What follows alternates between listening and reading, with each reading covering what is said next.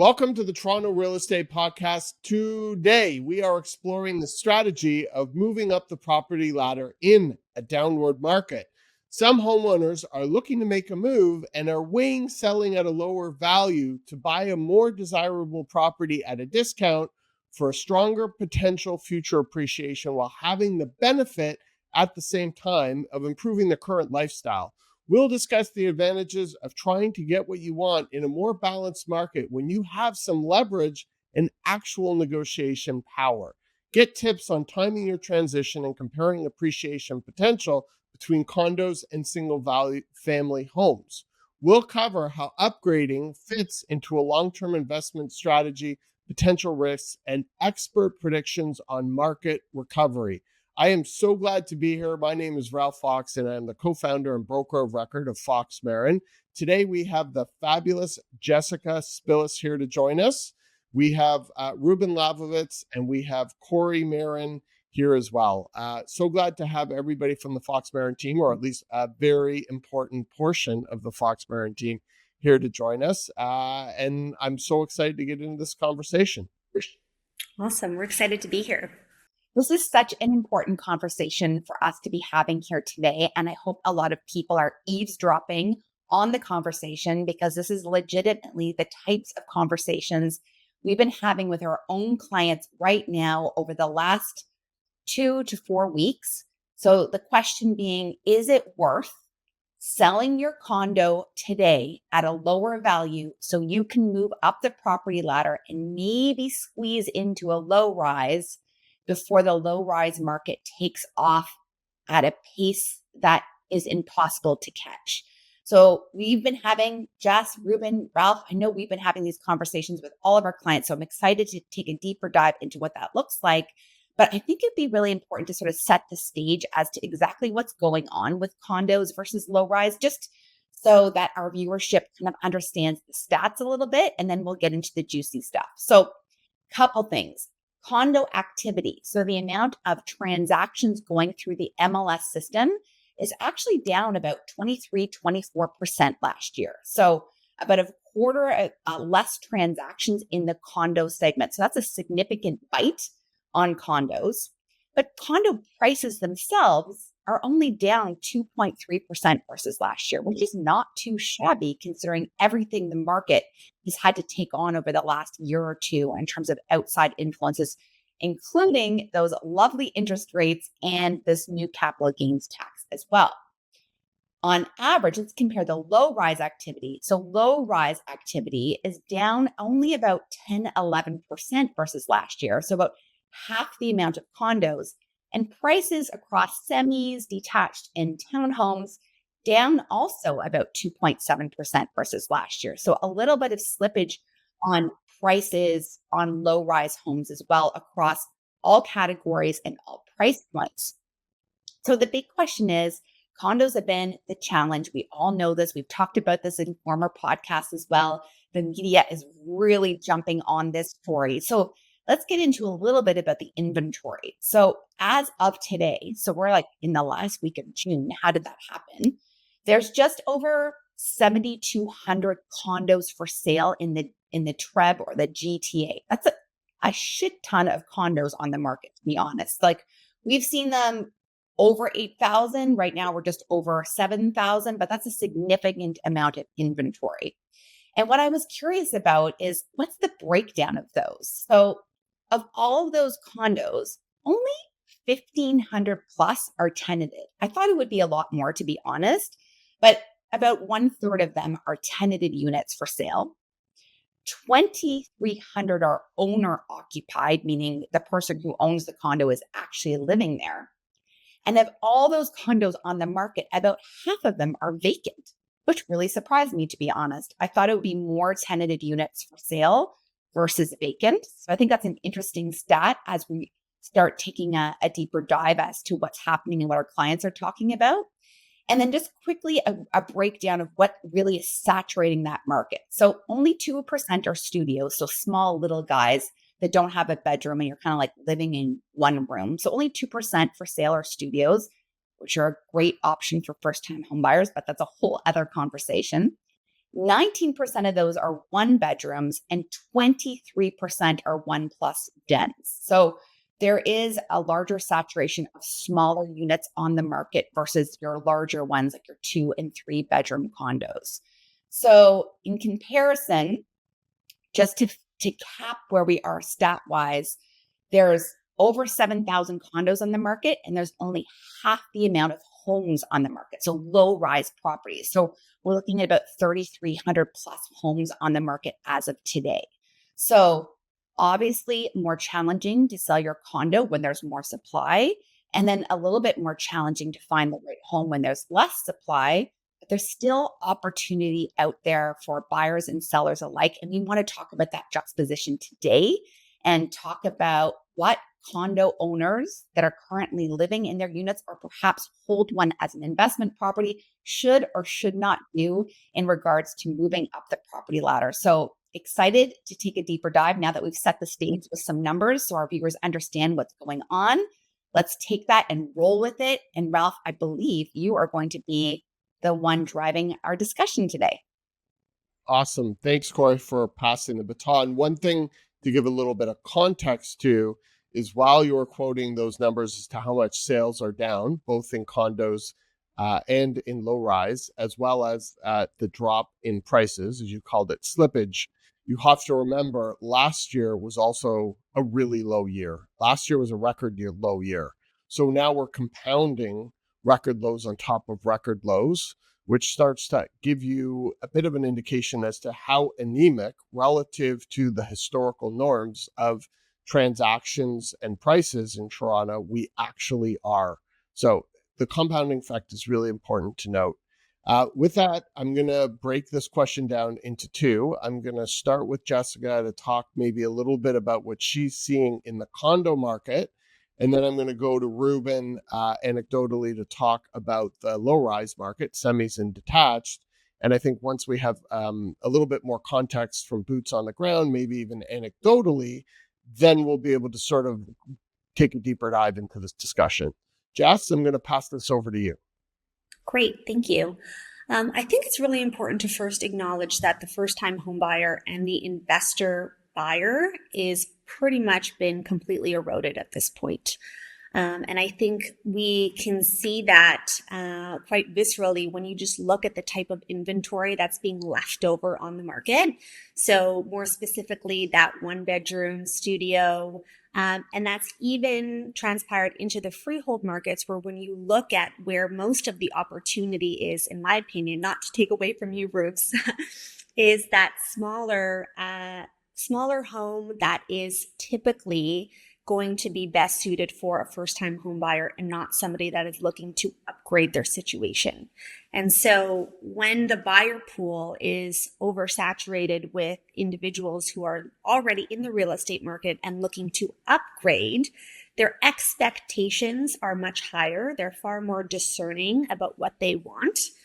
And when you take that in conjunction with the narrative that it is a buyer's market right now, especially for condos, and buyers can essentially have the world and what they want and what they ask for from a seller, transactions become much more difficult to achieve. And we can see that slowdown happening in real time. And even though interest rates are now starting to come down, it doesn't feel like it has made a meaningful enough impact to really demonstrate change. So there's still a lot of tire kickers. And if you do have a condo that you're considering selling, especially if it's in that one bedroom or one plus den category, I would just say prepare to be on the market much longer than normal and make sure that you are very conservative with your pricing and strategy, because it's very, very difficult to achieve those record-breaking sales if your property predominantly appeals to that first-time home buyer or investor, because they're just not there. Awesome. Rubes, talk to us a little bit about what you're seeing in the low rise. Yeah, I'm actually, before I do that, I just want to add on to what Jess said a bit about condos, in that I really think that a big portion of what's currently on the market is just sitting on the market because it's not priced appropriately. And a lot of sellers are trying to hold out for what they may have sold for a year ago or a year and a half ago. And that's just not the case anymore. And so I think that a lot of those vacant properties and probably a big portion of those tenanted properties, they're just saying, hey, look, this is my number. If I can sell, great. If not, it's not the end of the world. But properties, condos that are priced appropriately. I was in a 1+10 condo yesterday, 700 square feet on the dot, on the market for 3 days. It had 3 offers on it. And so some places, properties that are priced appropriately, that are marketed well, that are presented in a move-in ready condition, they can still perform very well in this market, even if that is not necessarily the norm. So I guess my question to you would be, what is priced appropriately? Because I'm sure that's something that our viewers would really want to know. Because in my opinion, I think that they're priced under market value. That's what I am seeing. The properties that are listed below market value is what we would define as appropriately. Whereas a lot of sellers right now are looking at the data and they're saying, okay, I'm listed at what the most recent, most relevant comparable sold for, and I'm still not moving. And I think today, market value isn't good enough for buyers, truly. Well, and so, and I agree with you, Jess, and I'll just interject with that, is that a comparable, now somebody who's watching this, you base value off of the price, the most recent comparative unit, in this instance, we're talking about condo, has sold.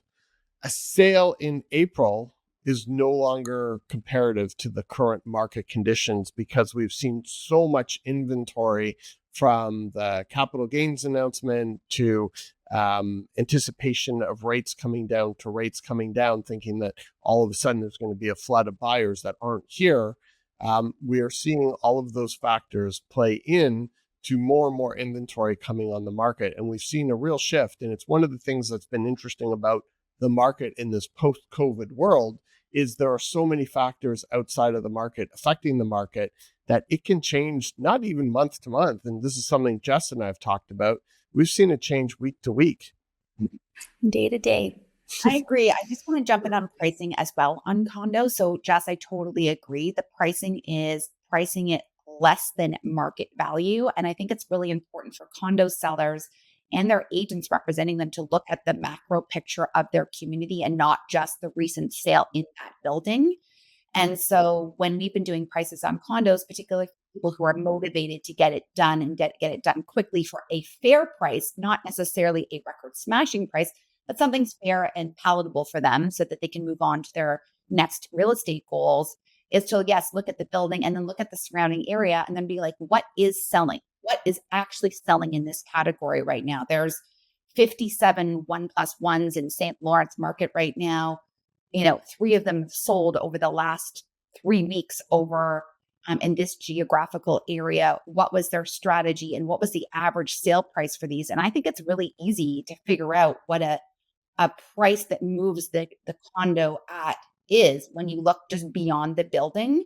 So you really need to just agents and clients really need to just get over the last big sale in the building and look a little bit more broadly and look at averages more and really massage those numbers. And I think a really good way of doing it is like, what would you reasonably sell this for? Like, what number do you need to take away from it? And then add a little bit to that. So say the seller's like, I would sell this condo, I'm making up whatever, for $625,000. I would be so happy to get that. And then you start working with your comparables, massaging those, and then list that condo for just slightly higher than what they need. So you're almost reverse engineering the price versus working off the highest price and working down. You're working off the seller's lowest price and then adding, I think, is really good advice for people who just are like, I want to move my condo in the next 2 weeks. And this goes to what you're saying, Corey, about being in a softer market because people are willing to take a discount on their condo to get a discount on a larger purchase where the delta becomes bigger, which is something we're going to get into. But I think it's also important to note, if you've owned a condo for 6 or 7 years, pre-2018, let's just say, you're probably sitting on a fair amount of equity, which then gives you the buffer to sell at a discount. And that's when prices start to move down. We haven't dramatically seen that yet, but it is something that could happen for people, especially looking to move up. Ruben, do you have anything to add on it? No, I think we can move to freehold because I know that was the question that I rudely interrupted. And anyone interject, but really what I'm seeing is there's still not a lot of great freehold inventory, even with inventory for freehold being half of what it is for condo or less than half of what it is for condos. Finding a quality property that somebody who is looking to maybe upsize that's in a move-in ready condition, they're really difficult to find, and you have to scour, you have to be on top of everything, and even though there are fewer buyers looking, you still have to be on the ball. You still have to see properties in a timely manner because you got to be able to act quickly when something comes up. I always say the best opportunities will always sell within 48 hours, regardless of how the market is performing. Yeah. And it goes again to being priced appropriately, however you define appropriate. If a seller is a real seller, be it in the condo market or in the freehold market, and their intention is to sell the house and not just try and hold out for their highest and best, there is a deal to be put together for both sides. Awesome. Thank you for that, Ruben. Cora, I'm going to push this over to you. Do you want to now just explain the concept of selling at a lower value to purchase a more desirable, more expensive property? Like, what are those conversations like? And when we have those with clients, what are they looking to achieve? We've been having tons of these conversations, as I mentioned off the top of the podcast. So basically, what kind of dialogue or combos or discussions or brainstorming sessions we've been having with people is they are generally end users.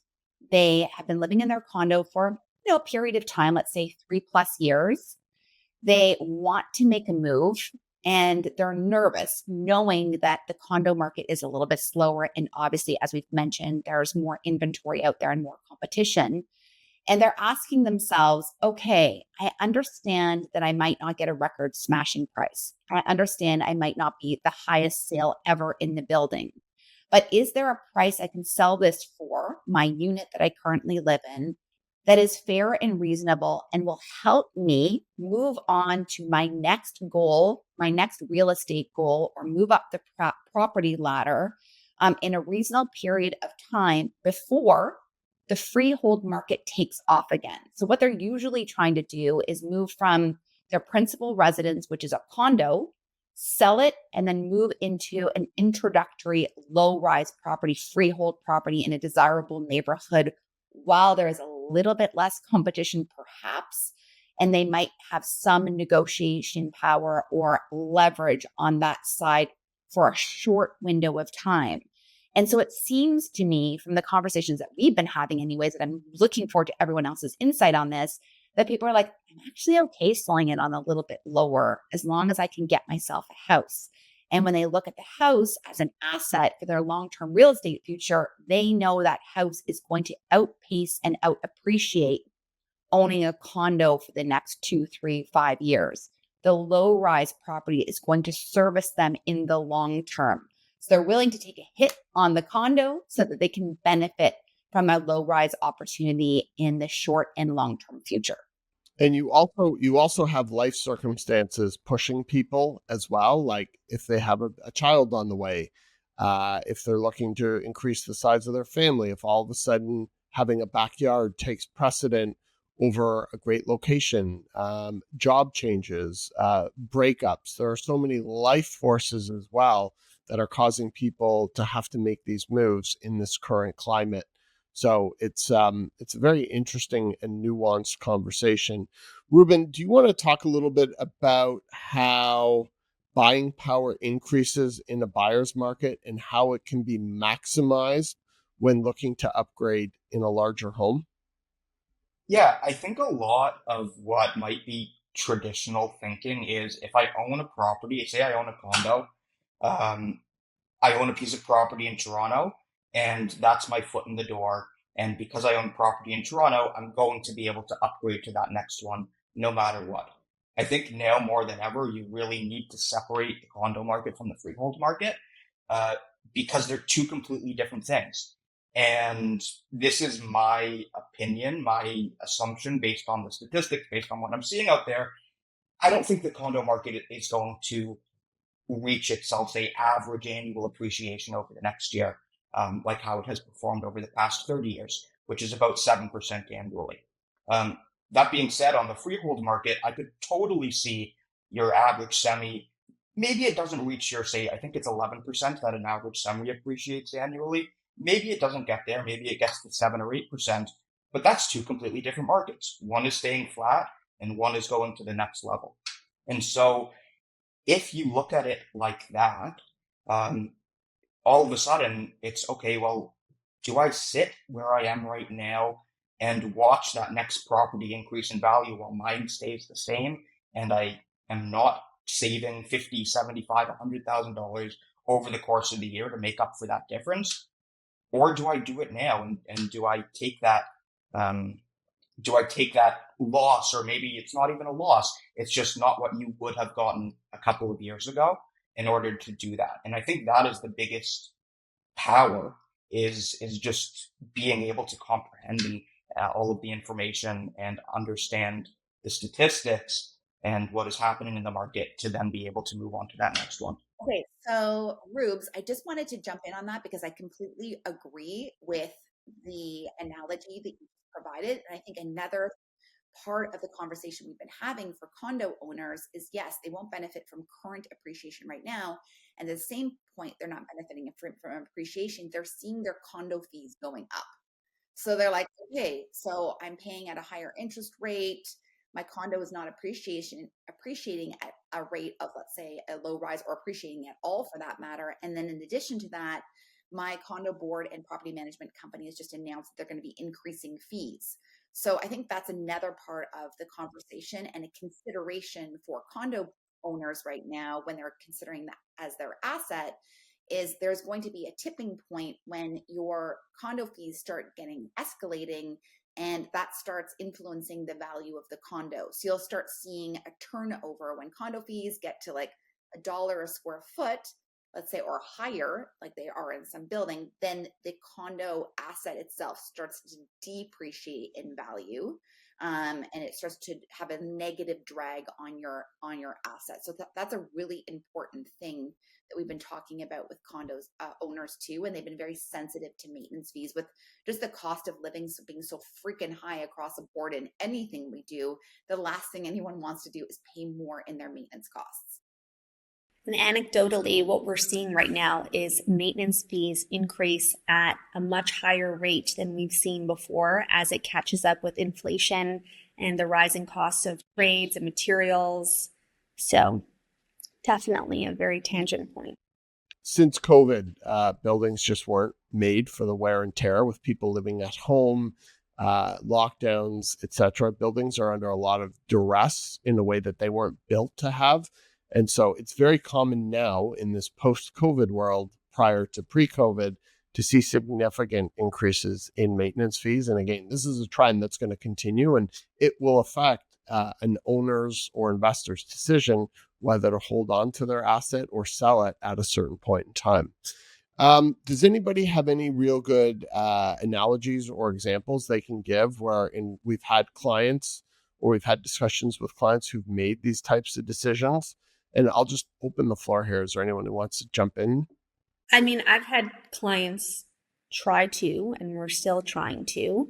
To Ruben's point earlier, it isn't the easiest thing when you're dealing with a quality supply problem.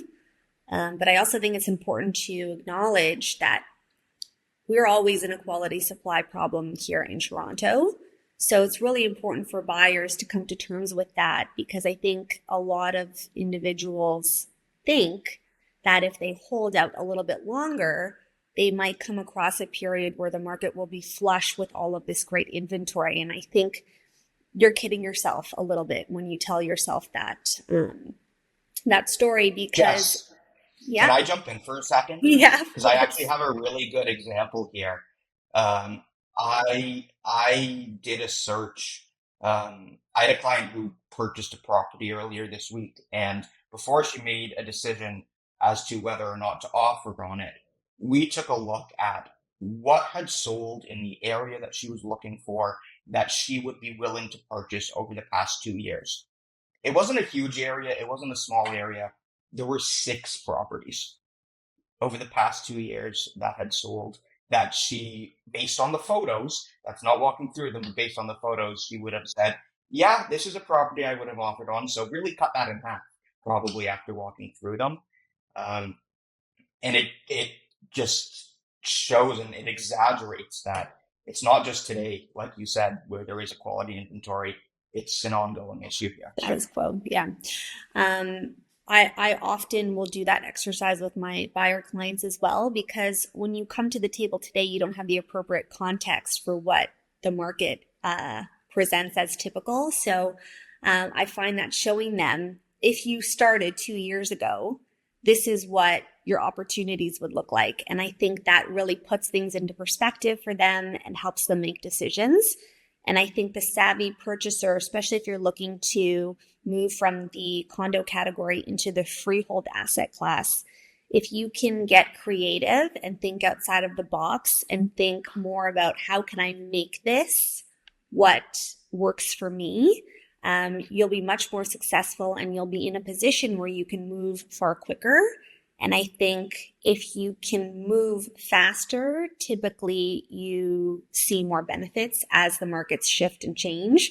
And then you're not kicking yourself in retrospect for not moving on that last opportunity. So I have a question about that. So when you're speaking to your condo owners looking to move into the freehold market, are you telling them to sell their condo first, or are you telling them to buy first?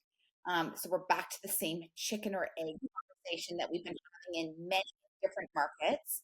And I'm curious to know what advice you're giving to people right now on that, because that is a challenging equation to find an answer to. So Rubes, why don't you start and then just jump in? I mean, it's obviously a very individualized response. Not everybody will be in the same position to do one or the other.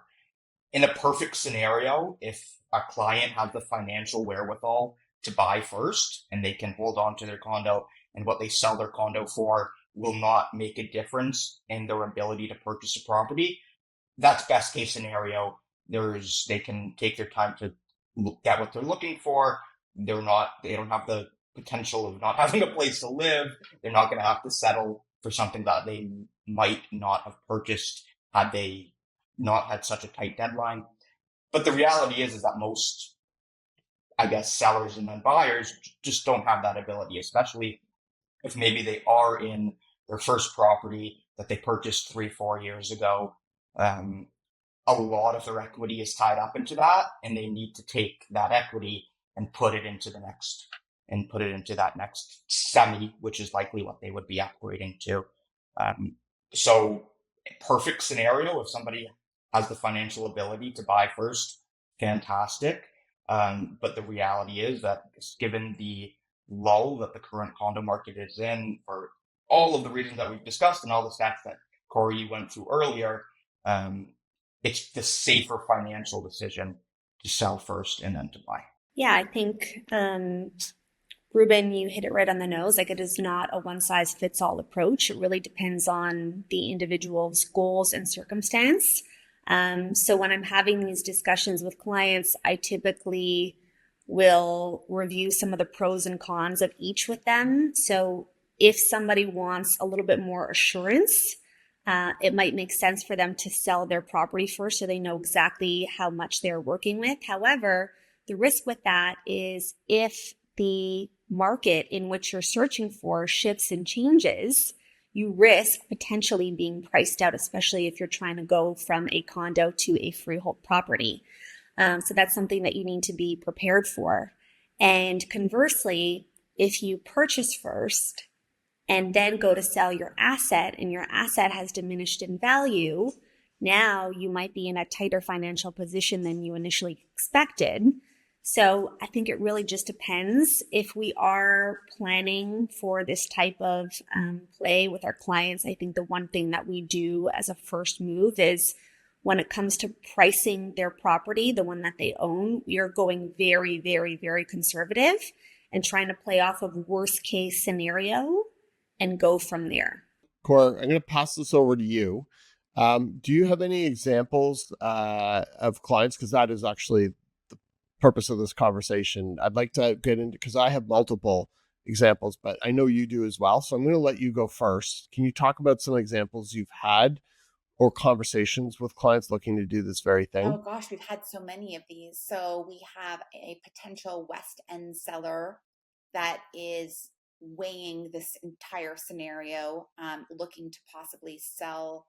I'm just going to say her condo, so I'm just protecting privacy here, for probably $80,000 to $90,000 less than the record sale for that particular price point, so that they can also make this move into a lively and trendy neighborhood, into a semi something, and the entry level. I know entry level seems insane when I talk about these neighborhoods, but like your Leslieville, your South Riverdale, or your Plater Estates neighborhoods.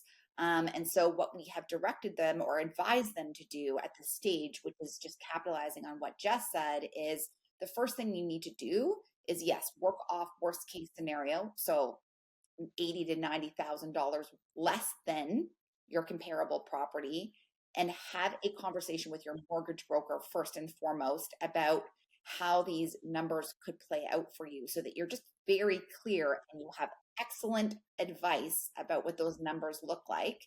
And then the second caveat to that is, like, what happens if you buy first and then you can't sell your condo for whatever reason?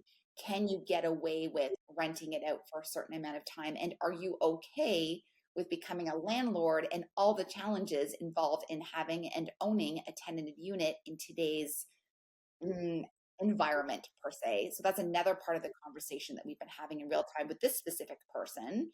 And then the third piece to this is, like, do you have some sort of backup plan? And when I say backup plan, it really makes a difference if people have like super supportive families, or they have parents that can help them out, or they can move back to their family home if they're like in between properties. Like, it's very different having this conversation with people that have that kind of safety net versus somebody who's like immigrated here and has no family, or a single person that doesn't necessarily have like a partner, or might have a job that isn't as stable as somebody who's been with a investment firm for the last 15 years. So I think that is also part of the conversation. And when you're asking for anecdotal examples, we're specifically having that exact conversation with this West End condo owner right now. We have a client who just recently bought a house, and they have a beautiful loft on the East End, and they have been looking for a while. We've been talking to them for a year about doing exactly what they're doing. In their instance, they had a pretty strong financial covenant, and they were able to buy first, knowing that when they go to market, and they're about to go to market in a week's time, that they have room for negotiation on their price. And that worst case scenario, they could always rent it out and still be covered off. And when you're trying to make moves in a challenging market or situation, you always have to look at the worst case scenario. We also had clients, they were a couple, and they were living apart, but looking to move in together and amalgamate their resources into a home. And so one had a townhouse around $1 million, and one had a small 2-bedroom house around 1.2 million, and they were looking to buy a $2 million home. And so the idea was that they would be able to sell at a discount, knowing that they would make it up on the buy side, knowing that over $2 million, there's a little more negotiating power at around that price point. And that's exactly what they did. And interestingly enough, we got great sale numbers on their properties, which is something that we weren't anticipating, but they also were moving forward knowing that they would take a lot less if they had to, in order to move forward with this life circumstance. So whether it's somebody craving a backyard and sick of being in a condo, or wanting to move out of a loft and looking for a nice, bright space in a community, or couples moving together, there are people still transacting and there are people looking to make these strategic moves. It's just very nuanced, and you always have to make sure that in an uncertain time, in an uncertain market, that your best case scenario is always protected off. And that's partially where our job comes in, but it's also really important to be ensuring that they're having deep, meaningful conversations with lenders and mortgage brokers and financial planners and accountants to make sure that if they get stuck in the middle for some shift in the market or something inexplicably happened, that they're always And I just want protected to off. clarify that you meant their worst case scenario. Yeah. Best case. Yeah, Yeah. thank you for that. I was on I a didn't phone call. want to interrupt Thank you, people, but I Brian. wanted to make Yeah. sure that people weren't like, what, my best case? Yeah. So everyone starts selling their condos and everyone's running around. They're like, I heard Well Fox give this advice about my best case scenario. No, I'm just... Thank you for that. Okay, Jess, I'm going to give this one to you because I would consider you to be a very strong negotiator. When negotiating effectively selling your condo at a lower price and buying an upgraded price, such as a low-rise home, what type of tips would you give? And that could be either to a client, somebody considering making these type of moves, or maybe even if there's an agent out there that's newer. What kind of negotiating tips would you give on the sell side and on the buy side, knowing you're selling at a lower price, but how do you try and hold the line as best you can? And then how do you take advantage when you're buying a more expensive property from the negotiation side there? I think the two biggest things that stand out is helping both individuals on the other side understand big picture and long-term thinking. I think once the conversation starts to surround those goals, things become a lot clearer in people's minds. And that can go both ways, whether it is our listing and we're having those conversations with other potential purchasers, or if it is on the buy side and I'm negotiating with an agent trying to help them understand the value of the offer that we have in hand. I can give several examples of that if you like. For example, on the sales side, especially with condos right now, we're seeing a lot of people nitpick every single dollar. And in probably about 5 years, when the condo market comes back roaring, we're going to look back on these numbers and think, gosh, how silly was it that we were having discussions over 5,000 and 10,000?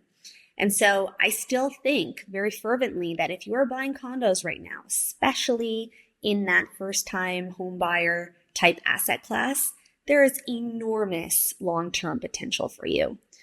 And then conversely, on the buy side, I think that it's important for sellers to recognize the value of a purchaser that is ready to go in terms of having a strong financial covenant, can close when they need them to close, can be easy to work with, because it's not necessarily just about that end number, because you can accept the highest offer, but that period from offer acceptance to closing can be an absolute nightmare. So I think highlighting the importance of those things goes a very long way. And I think right now we're seeing a lot of small-minded, short-term thinking everywhere. So helping people recognize the larger picture is fundamental in a lot of these conversations and the success of those conversations and bridging the gap between those opposing goals of buyers and sellers right now. And you're seeing a lot of things that you traditionally wouldn't have seen, like you were talking about earlier, happen in the market that wouldn't normally happen. And as you were talking about this, it made me think of a situation that we recently had where we were representing a seller who was selling a high-end expensive condo, which was very challenging to sell in a market like this, in a building that was oversaturated with listings. And we had a buyer who was a little nervous, and they were looking to sell a townhouse and move up to a much more expensive asset class in this luxury, very significantly sized condo. So what just in a nutshell, what do we have to do, and how is that a little bit atypical to the way transactions normally happen in the normal Toronto market?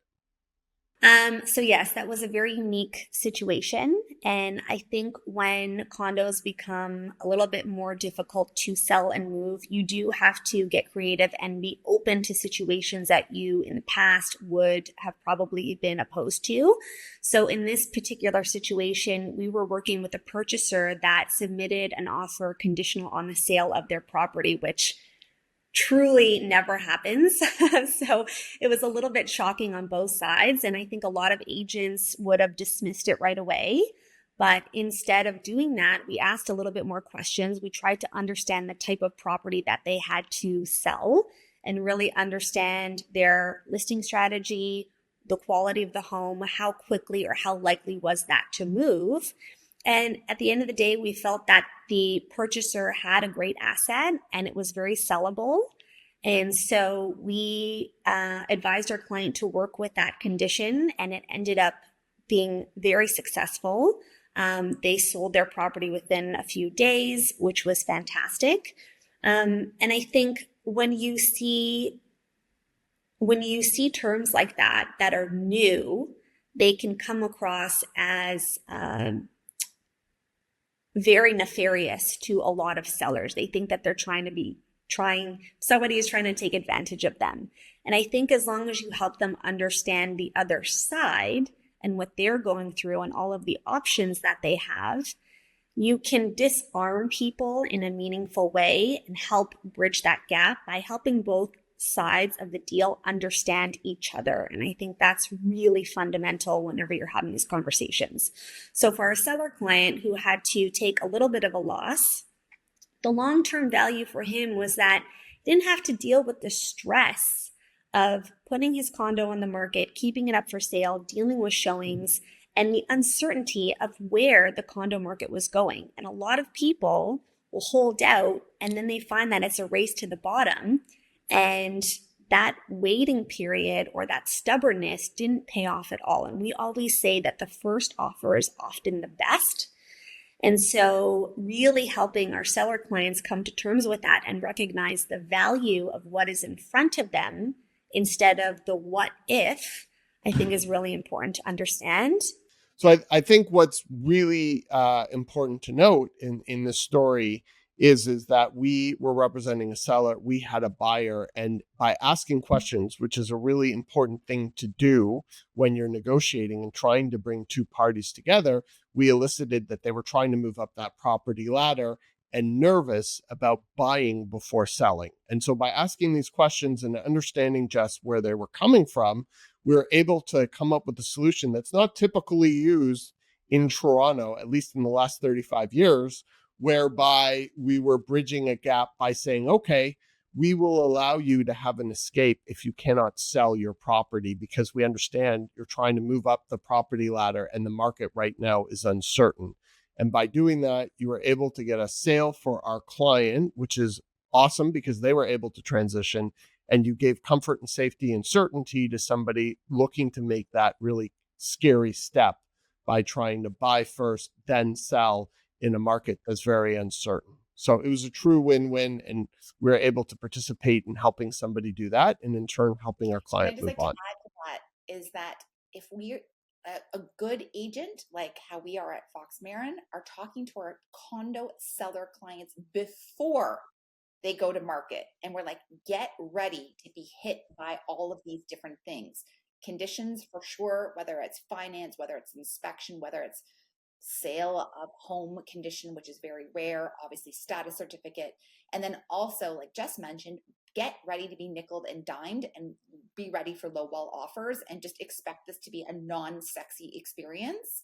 And if you're setting up the seller's expectations from the beginning, being like, we cannot guarantee you showings, we cannot guarantee you a sale, we can't guarantee you a record smashing sale, and expect any offers to come in to be kind of shitty, then you're in a good place to be open-minded to what comes in and then getting super creative about how you negotiate through all those things. If you're promising the world to somebody, especially on the condo side right now, they're going to be so disappointed about the experience from the get-go as soon as they go live on MLS, because they're not going to be getting showings on the first day and they're not going to have 20 bookings on a weekend. They're going to be like lucky to be having like 3 to 5 showings in a week. Like that's awesome if you're getting that. So I think you need to be really real about this upfront and be super okay with having those hard conversations with condo sellers. And you will have a much, much cleaner, more positive experience from day one. Okay, does anyone have anything else they'd like to add or maybe talk about a little bit, because this is something we talk about all the time, where they think the two markets are heading, the condo market? Ribs, I'm going to lead with you. Yeah, I think I already touched on this earlier in that we're talking about the next year. It wouldn't surprise me at all if the condo market is basically in the same place as it is today, at least from a numbers perspective, average sales price perspective. And if we're talking about freehold, I think I don't know if it will hit your average annual appreciation, but it's definitely going to come close to it. So whether that's 7, 8, 9% this time next year, I think that's probably where we're going to be. Jess? I like to focus on two things. Number one, they are not building any more single family homes. That's just a fact. We've run out of space. They are building a lot more condos. So I do think that condos have a long way to go before we see meaningful recovery and potentially year over year appreciation.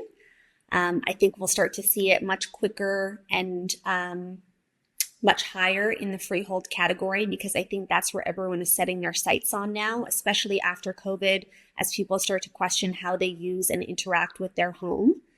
But I do think that long term, as affordability becomes an issue, everyone will have no choice but to look at that lower hanging fruit being the condo asset class. So Toronto has many submarkets, each perform in their own individual way. And when you look at the pre-construction projects that have been canceled and the long-term output relative to the supply we need to be bringing online just to keep up with the rate of growth, expectations will change much quicker than someone's salary will. And so long-term, condos will do very well, but it's just going to take us a few years to get there. So I think regardless of the asset class that you end up in, if you have long-term goals and if you can think big picture, there is a win on the other side of it for you. Corey, is there anything you'd like to add or finish up with? Yeah, I'd just like to say that, Ralph and I own quite a few investment properties that are in the condo sector. And we had one condo in particular where we had intention of selling it this fall because we had tenant turnover. And instead, we decided to rent it out again. And we are banking, like Jessica said, on the long-term trajectory of the condo market. And yes, it might suck for the next couple of years. We might not see appreciation, and a couple of them on our variables, and they're not cash flowing. But I actually think in 3 or 4 years' time, we'll be like, oh my gosh, thank God we held that condo. Like, we will drive by it and be like, that was the smartest thing we ever did. So it's like short-term pain for long-term gain. So I don't want our condo owners and viewers to be sitting here thinking, well, this sucks, I should just probably sell my condo at a loss and try to get a freehold.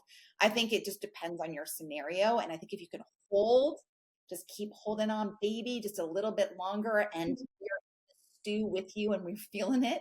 It's not the most sexy time to be owning these types of properties. I do really believe in the long-term future of the city. We just have to get over some of these humps and some of the bullshit that's happening, but that's a whole other conversation. So I say hold for the long term. I think I'll just round up here. Is I think no market goes up straight forever, not even the Toronto real estate market. So we are in a moment. And I think the people who are panic selling will be no different from those who panic sold in 2008 and sold their Apple and Amazon stock. And then looking back today, they live to regret that. And I think we're in the same type of moment in the Toronto real estate market. And it's one of the things that we are continually telling our clients is don't do anything out of panic or fear. Do it out of seeking opportunity or moving forward, or at least lateral in some type of a way. And so whatever you own, if you're underwater, just hang on. We are doing it ourselves. We are recommending to our clients. We aren't pushing our clients into selling. when they don't have to or when they shouldn't. We're telling them to hold on, and we're doing that ourselves. So if you're watching this, hold on. And if you're ambitious or you have some equity or you have some cash put aside, this could be a great time and opportunity to make moves in the market that could even further set yourself up for the future. So it's really important, if you're not thinking that way or having those conversations, to at least start opening yourself up to knowing that the greatest opportunities always happen in recessions, always happen in negative times when there's uncertainty. That's where the long-term opportunities are. And you should be having these conversations if you're not. Okay, well, I'd just like to thank everybody, Corey, Jessica, Ruben, for joining us here today. It's always a pleasure to have you guys and your perspective and insights on the podcast. So thank you guys so much for joining. Another great conversation. And if you're watching and you've made it to the end, thank you so much. We absolutely love having you join us. Please be sure to comment or subscribe or click on that like. And I think, Corey, there's just one last thing you're going to say here. Usually you like to end off with... Contact us anytime because we're super nice.